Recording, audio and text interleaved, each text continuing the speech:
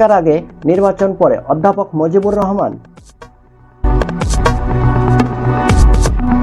শনিবার বিকেলে দাউদকান্দি উপজেলা ঈদগাহ মাঠে অনুষ্ঠিত উপজেলা ও পৌরসভা জামাতের কর্মী সম্মেলনে প্রধান অতিথির বক্তব্যে তিনি এসব কথা বলেন। তিনি আরো বলেন, মানুষ জেগে উঠেছে, তাদের ভাষা এখন শুধু উই ওয়ান্ট জাস্টিস। উক্ত সম্মেলনে দাউদকান্দি উপজেলা জামাতের আমির মনিরুজ্জামান বাহলুল অনুষ্ঠানের সভাপতিত্ব করেন এবং প্রধান বক্তার বক্তব্য দেন জামাতের কেন্দ্রীয় নির্বাহী পরিষদ সদস্য অ্যাডভোকেট মতিউর রহমান আকন্দ।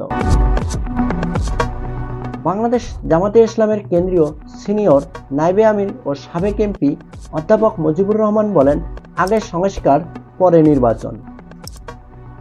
স্বাধীনতার দীর্ঘ সময় পার হয়ে গেছে, জনগণ ভোটের অধিকার এখনো পায়নি। দেশে কেয়ারটেকার সরকারের অধীনে দুবার নির্বাচন হয়েছিল, কিন্তু তারা এই কেয়ারটেকার সরকারকেও সংবিধান থেকে বাদ করে দিয়েছে।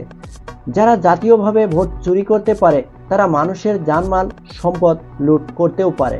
এমন খনি ডাকাতদের হাতে রাষ্ট্র তুলে দেওয়া যায় না, এমনকি যাবেও না বলে মন্তব্য করেন জামাতের এই সিনিয়র কেন্দ্রীয় নেতা। অনুষ্ঠানটি চলাকালে বিশেষ অতিথির বক্তব্য দেন কুমিল্লা মহানগর জামাতে আমির কাজী দীন মোহাম্মদ, কেন্দ্রীয় মজলিসের শুরা সদস্য আব্দুস সাত্তার, কুমিল্লা উত্তর জেলা আমির অধ্যাপক আব্দুল মতিন, কুমিল্লা উত্তর জেলা নায়েবে আমির অধ্যাপক আলমগীর সরকার এবং সেক্রেটারি সাইফুল ইসলাম শহীদ এবং অন্যান্য নেতারাও সেখানে বক্তব্য প্রদান করেন।